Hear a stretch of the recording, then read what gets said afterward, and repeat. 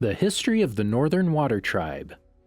The Northern Water Tribe is an independent state located within the realms of the North Pole, ruled by a hereditary monarchic chiefdom. As the oldest division of the three water tribes, the Northern Water Tribe dominated both the North Pole as well as the South Pole for centuries. Its capital city, Agna Qel'a, is notable for being made almost entirely out of ice. Even though much of its territory encompasses largely inhospitable tundra terrain, the Northern Water Tribe always thrived in its isolation and grew into a major political and economical power after the 100-Year War. Unlike its counterpart, the Southern Water Tribe, the North never succumbed to foreign invasions like the massive siege of the North by the Fire Nation. The people of the Northern Water Tribe are traditionally conservative and very spiritual, but still open to change and reform. The Northern waterbending style is the most widespread form, practiced by waterbenders at both poles and in the United Republic of Nations, as raids on the Southern Water Tribe led to the Southern style becoming nearly extinct during the 100-Year War. Welcome to the Amagi. In today's video, we're going over the history of the Northern Water Tribe. Before we begin, we publish new content every week, so be sure to subscribe to our channel and ring the bell to get notified about our latest videos. Origin and division. Long before the 100-Year War, the predecessors of the Water Tribe relocated to the North Pole from the tropical regions they originally inhabited. There, they formed several independent tribes. Eventually, a group of waterbenders united to build Agna Qel'a in an attempt to bring all the tribes of the North Pole together. The waterbenders used their icy environment to create the various temples, villages, and canals that comprise the city. After a time of civil unrest, this newfound city declined, and a group of secessionists journeyed to the South Pole to engender a new tribe. Despite these initial difficulties, the relations between the Northern Water Tribe and the secessionist Southern Water Tribe improved over time. The South re-accepted the authority of the Northern chiefs as long as it was granted autonomy and a council of elders to govern itself. To strengthen the tribal ties and political harmony, the Northern ruling family began to take Southerners as their spouses. Additionally, the New Moon celebration was established in order to reunite the two water tribes. Over time, the Northern Water Tribe grew prosperous and powerful enough to defend its wealth from outsiders thanks to a strong navy. By the 4th century BG, the North completely eclipsed the South in terms of economics, population, and military, as the latter had become relatively poor and isolated. Around 345 BG, Avatar Kuruk was born into the Northern Water Tribe. When Kuruk wanted to marry Umi at the Spirit Oasis, Ko the Face Stealer lured her into the spirit world to punish Kuruk for neglecting his avatar duties. Over 250 years later, Roku learned waterbending at the Northern Water Tribe during his avatar journey. 100-Year War. Prior to the 100-Year War, Agna Qel'a was an open port city that was accessible to any visitors. However, when the Fire Nation declared war on the water tribes, a thick wall of ice was erected at the mouth of the city as a means to keep the Fire Nation out of the Northern Water Tribe.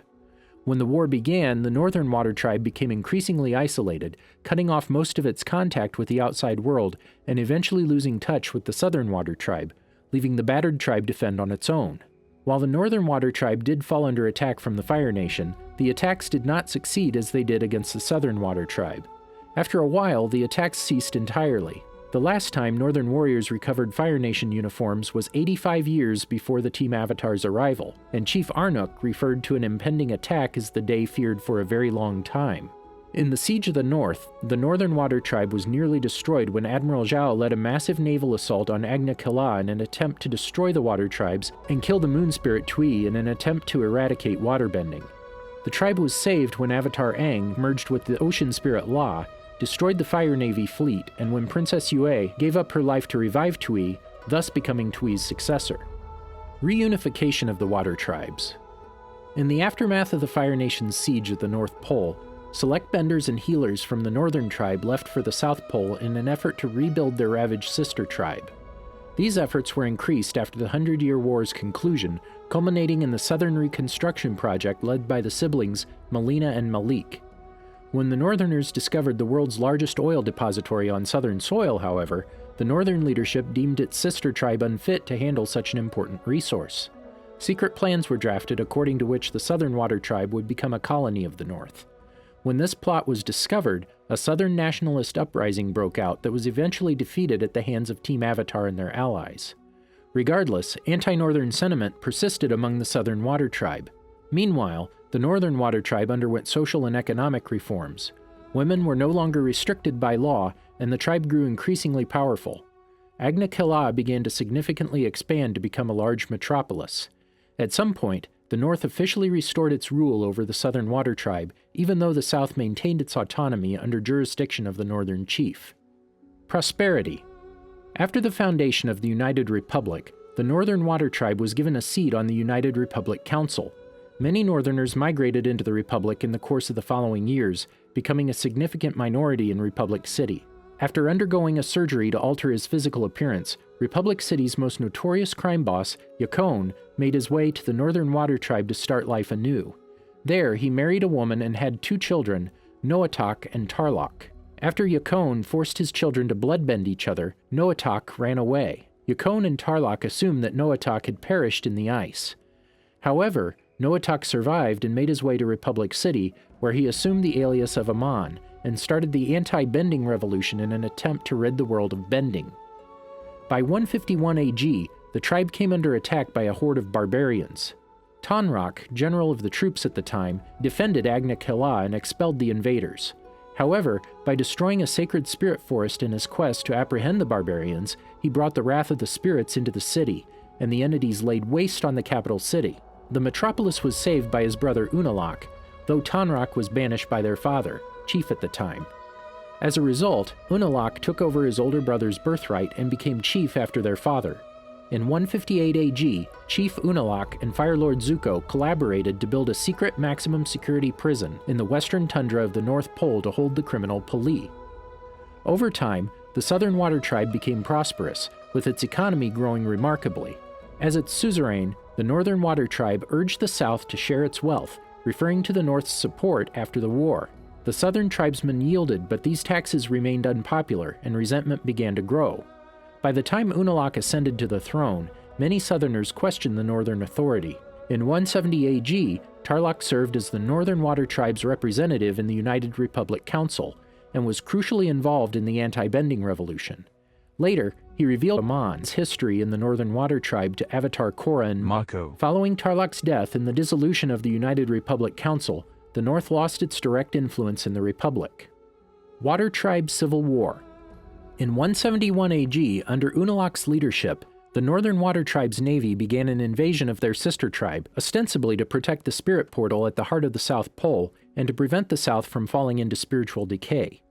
The occupation was not welcomed by the Southerners, who had already resented Northern rule for many years, and felt that Unalaq's actions threatened their sovereignty. Eventually, these tensions boiled over when Team Avatar broke a group of rebels out of prison after learning that Unalaq had not only fixed their trial, but also organized the barbarian invasion of the North that led to Tonraq's banishment. This event officially ignited the Water Tribe Civil War. Unalaq used the chaos of the conflict to prepare for the harmonic convergence, during which he freed Vaatu and merged with the Spirit. The Northern troops were eventually defeated and Unalaq killed, ending the Civil War with the South's victory.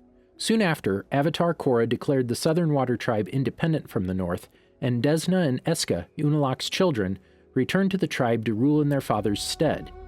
2 weeks after harmonic convergence, Pali escaped prison with the help of the Red Lotus. Government. The Northern Tribe is a hereditary monarchy with its monarch called chief by tradition, though the modern government has abandoned many of the tribal aspects that dominated the tribe for centuries. The chief can be either male or female, and is commander-in-chief of the tribe's military and has almost autocratic authority over political affairs.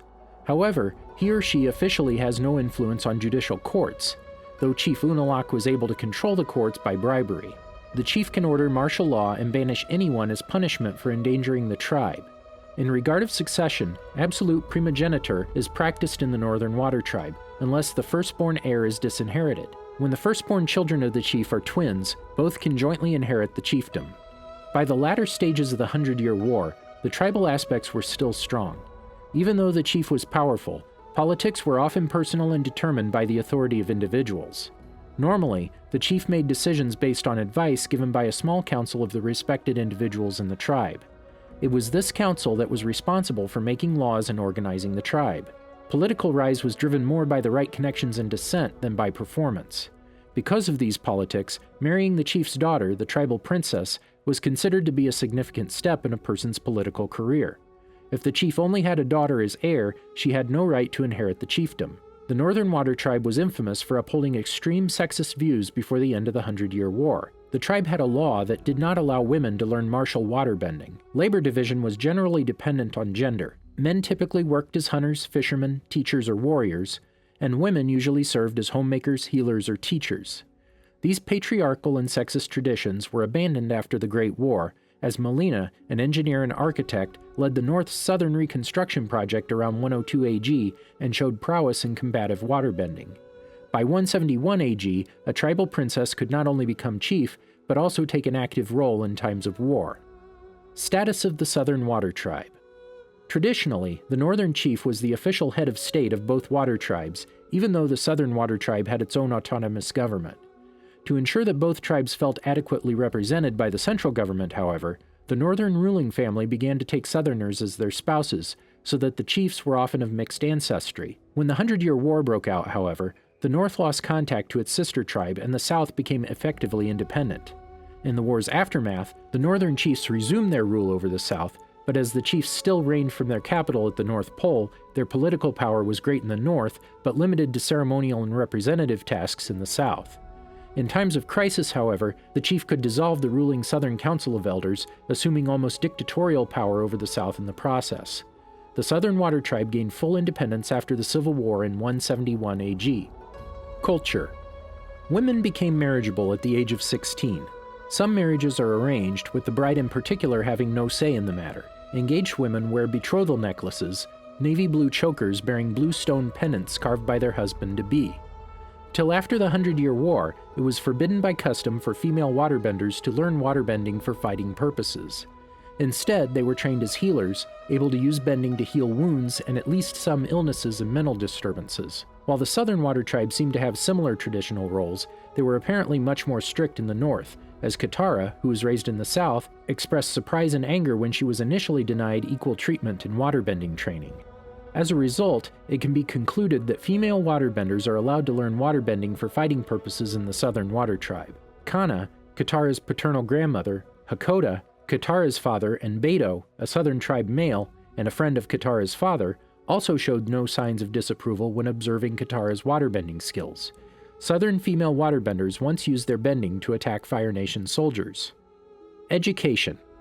Like the Fire Nation, Northern schools include subjects such as history, strategy, reading, writing, music, waterbending, and others. This is apparently due to the fact that the population is shown to know quite a lot about these subjects. The city also boasts numerous medical schools and science institutions that teach young female waterbenders to hone their healing abilities and medical skills. Northern schools and institutions teach other subjects, like geography. This is apparent from the fact that they can read maps. Natural resources and foods.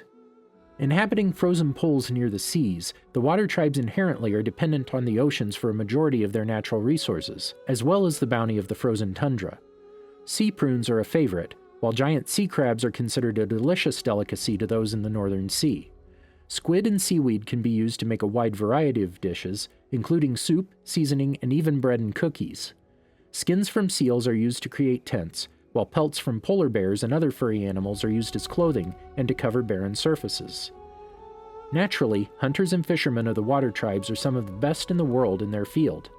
One of the most prevalent natural resources of the Northern Water Tribe is ice. Ice is used as the main building material used to make buildings, walls, dikes, locks, and other structures, as well as a medium of bending.